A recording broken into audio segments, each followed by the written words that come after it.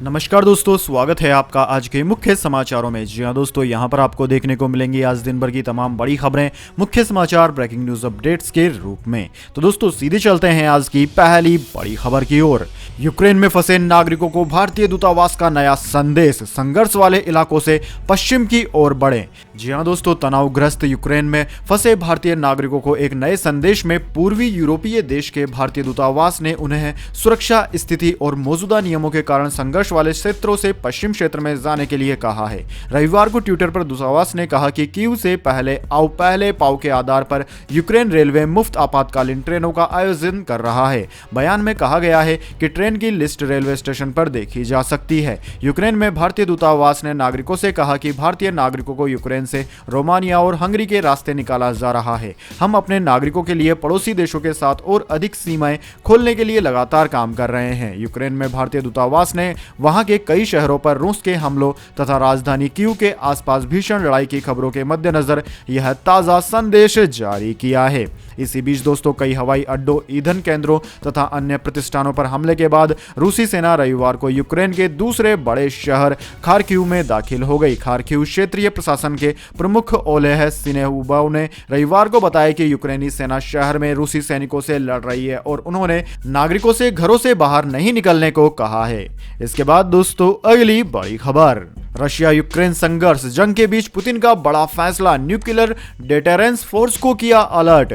जी हां दोस्तों, आपने बिल्कुल सही सुना। जिस चीज का खतरा पूरी दुनिया को होता है युद्ध में, वही चीज होने जा रही है। रशिया के राष्ट्रपति पुतिन ने न्यूक्लियर डेटरेंस फोर्स को अलर्ट कर दिया है। यानी कि दोस्तों, रशिया के राष्ट्रपति व्लादिमीर पुतिन परमाणु हमला करने से भी नहीं चूकेंगे। दोस्तों, यह पूरी मानव जाति के लिए भयंकर खतरनाक है, क्योंकि दोस्तों हिरोशिमा और नागासाकी का क्या परिणाम हुआ यह तो पूरी दुनिया जानती ही है। इसके बाद दोस्तों अगली बड़ी खबर, यूपी चुनाव के 5वें चरण का मतदान हुआ संपन्न। जी हां दोस्तों, यूपी विधानसभा चुनाव के 5वें चरण का मतदान संपन्न हो गया है। हालांकि पोलिंग खत्म होने तक आधिकारिक आंकड़े यूपी चुनाव आयोग ने जारी नहीं किए थे। वहीं शाम 5 बजे तक 53.98% वोट पड़े।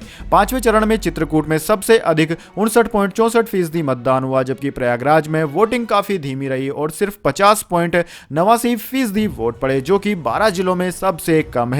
वहीं दोस्तों, यूपी चुनाव के 5वें चरण में 12 जिलों की 61 सीटों के लिए वोटिंग हुई थी। इस चरण में यूपी के डिप्टी सीएम केशव प्रसाद मौर्य, अमेठी के राजा डॉक्टर संजय सिंह और प्रतापगढ़ के बाहुबली रघुराज प्रताप सिंह उर्फ राजा भैया समेत 692 कैंडिडेट चुनाव मैदान में थे। इस वक्त अमेठी, रायबरेली, सुल्तानपुर, श्रावस्ती, बहराइच, बाराबंकी, गोंडा, अयोध्या, प्रतापगढ़, कौशाम्बी, चित्रकूट और प्रयागराज में वोटिंग जारी है।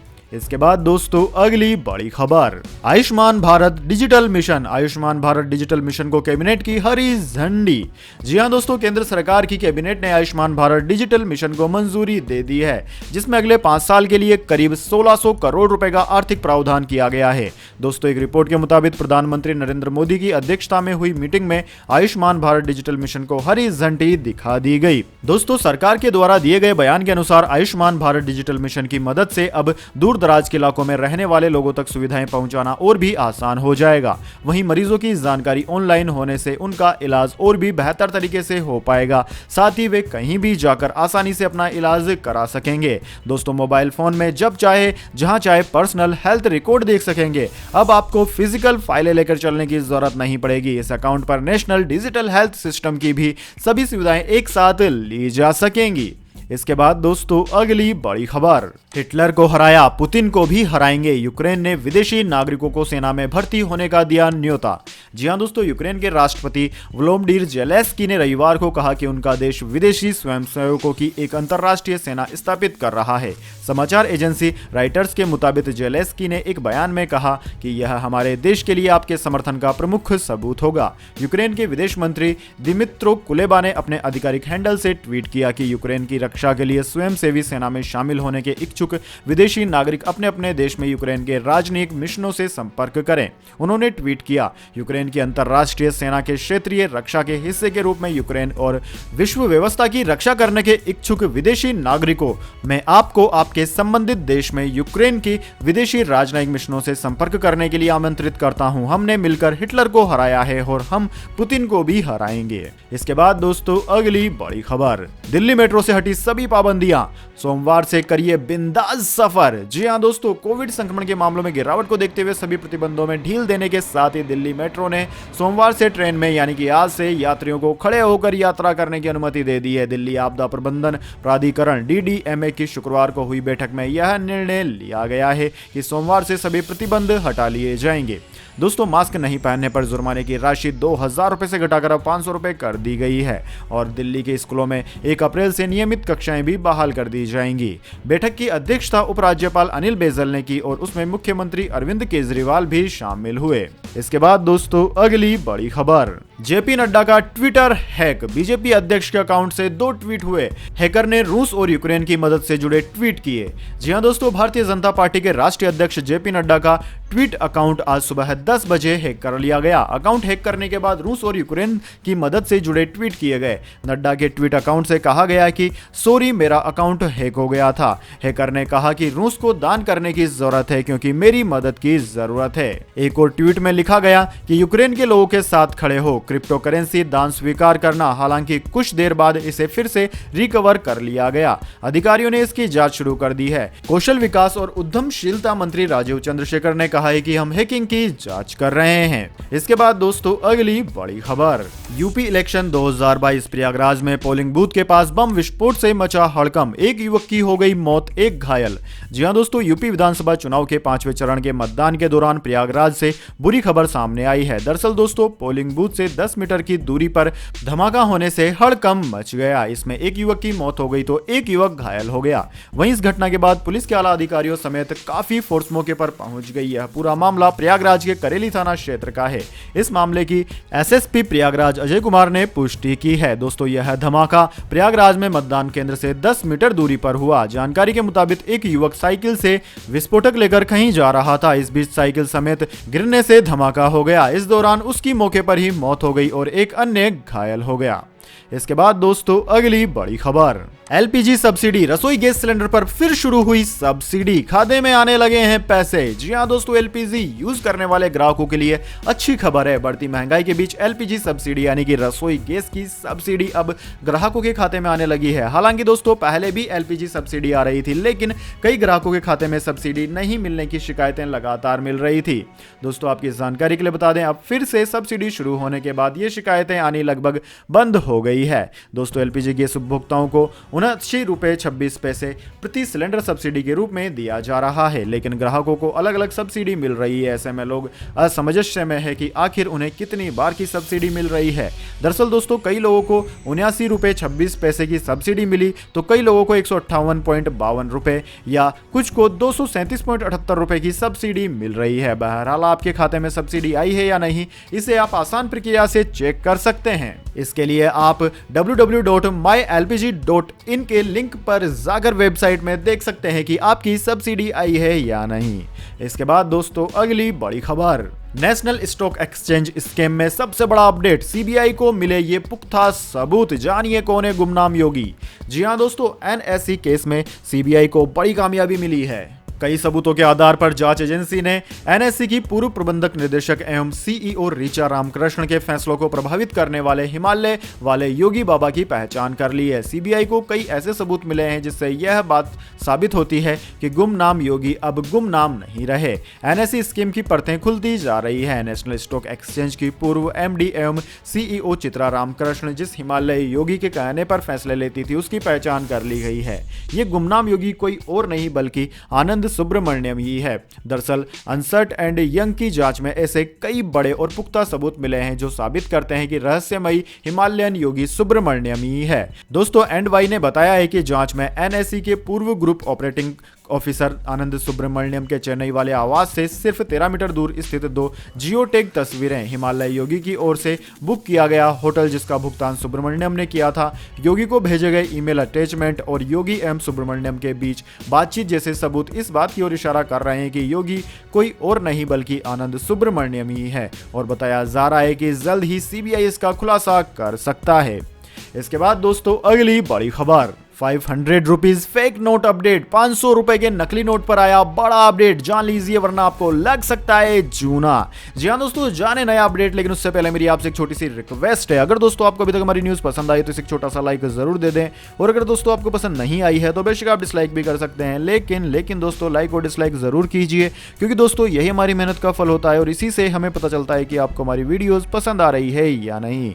तो दोस्तों जान लेते हैं क्या है 500 रुपए से जुड़ा नया अपडेट। दरअसल दोस्तों इन दिनों सोशल मीडिया पर एक मैसेज खूब वायरल हो रहा है जिसमें 500 के दो नोटों में अंतर बताया जा रहा है। इस मैसेज में दावा किया जा रहा है कि 500 रुपए का वह नोट नकली है जिसमें हरी पट्टी आरबीआई गवर्नर के सिग्नेचर के पास ना होना, गांधी जी की तस्वीर के पास होना है। अगर आपके पास भी कोई ऐसा मैसेज आया तो यह खबर आपके लिए जरूरी है। दोस्तों यहां पर आपको इस 500 रुपए के नकली नोट वाले मैसेज की सच्चाई हम बता रहे हैं। दरअसल दोस्तों पीआईबी फैक्ट चेक के अनुसार यह मैसेज पूरी तरह से फर्जी है। दोनों ही प्रकार के नोट पूरी तरह वैध हैं। ऐसे में इनको लेकर आप किसी भी प्रकार के भ्रम में ना रहें। पीआईबी फैक्ट चेक ने अपने सोशल अकाउंट पर इससे जुड़ा एक लिंक भी शेयर किया जिसमें इससे जुड़ी आरबीआई के द्वारा दी गई जानकारियां दी गई है।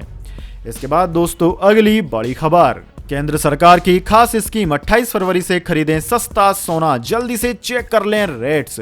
जी हां दोस्तों, अगर आप भी सस्ता सोना खरीदने का प्लान बना रहे हैं तो यह आपके लिए काम की खबर है। दरअसल दोस्तों केंद्र सरकार की ओर से आपको मार्केट से कम रेट्स में गोल्ड बेचने का चांस मिल रहा है। आप 28 फरवरी से 4 मार्च के बीच गोल्ड में पैसा लगा सकते हैं। सॉवरेन गोल्ड बॉन्ड स्कीम यह 10वीं सीरीज है। दोस्तों आपकी जानकारी के लिए बता दें, यह गोल्ड बॉन्ड आरबीआई की तरफ से जारी किए जाते हैं। रिजर्व बैंक ऑफ इंडिया के मुताबिक सॉवरेन गोल्ड बॉन्ड स्कीम की 10वीं सीरीज के लिए इशू प्राइस 5109 रुपए प्रति ग्राम तय किया गया है। वहीं इससे पहले 9वीं सीरीज के लिए इसका रेट 4786 रुपए प्रति ग्राम था। दोस्तों आपको बता दें, अगर आप ऑनलाइन खरीदारी करते हैं तो इसमें आपको 50 रुपए प्रति ग्राम की छूट का भी फायदा मिलेगा। इसके लिए आपको डिजिटल मोड में पेमेंट करना होगा। अगर आप ऑनलाइन पेमेंट करते हैं तो आपके लिए गोल्ड बॉन्ड का इशू प्राइस 5059 रुपए प्रति ग्राम रहेगा।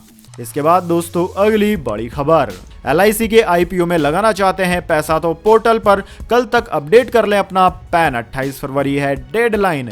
जी हाँ दोस्तों, दुनिया की सबसे बड़ी सरकारी बीमा कंपनी भारतीय जीवन बीमा निगम यानी कि एलआईसी का आईपीओ इस साल मार्च में आ सकता है। ऐसे में अगर आपने एलआईसी की पॉलिसी ले रखी है और आप इसके आईपीओ में हिस्सा लेना चाहते हैं तो आपको एलआईसी में अपना पैन अपडेट कराना होगा। ये काम आपको 28 फरवरी तक निपटाना है।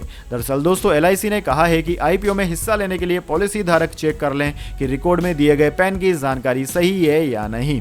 अगर सही नहीं है तो वह पैन की जानकारी को अपडेट कर लें। आईपीओ में निवेश के लिए पॉलिसी से पैन का लिंक होना जरूरी है। इसके बाद दोस्तों अगली बड़ी खबर, इंडियन रेलवेज चार्ट बनाने के बाद कैंसिल किए ट्रेन टिकट पर मिलेगा रिफंड, आईआरसीटीसी ने बताया तरीका। जी हां दोस्तों, रेल यात्रियों के लिए जरूरी खबर है। आज के दौर में भारत में रोजाना करोड़ों लोग ट्रेन से यात्रा करते हैं, इसलिए रेलवे से जुड़े अपडेट के बारे में जानकारी रखना जरूरी हो जाता है। दोस्तों कई बार आपको किसी इमरजेंसी के कारण ट्रेन चार्ट तैयार होने के बाद भी रेल टिकट कैंसिल करना पड़ता है, लेकिन ऐसी स्थिति में आपको टिकट कैंसिलेशन का रिफंड नहीं मिलेगा। इंडियन रेलवे ने यह जानकारी देते हुए बताया कि किसी कारण से अगर चार्ट तैयार होने के बाद ट्रेन टिकट कैंसिल कराते हैं तो भी आप रिफंड का दावा कर सकते हैं। आईआरसीटीसी ने अपने ट्विटर हैंडल पर एक वीडियो शेयर कर बताया कि भारतीय रेलवे बिना यात्रा किए या आंशिक रूप से यात्रा किए गए टिकटों को कैंसिल करने पर रिफंड देता है। इसके लिए आपको रेलवे के नियमों के अनुसार टिकट डिपॉजिट रसीद जमा कराना होता है। दोस्तों आप किस तरीके से यह रिफंड ले सकते हैं, इसकी संपूर्ण जानकारी आपको आईआरसीटीसी की ऑफिशियल वेबसाइट www.irctc.co.in पर मिल जाएगी। और अगर आप चाहते हैं कि हम आपको जानकारी दें तो कमेंट बॉक्स में लिख दीजिए, इसके लिए एक सेपरेट वीडियो आपके लिए बना दिया जाएगा।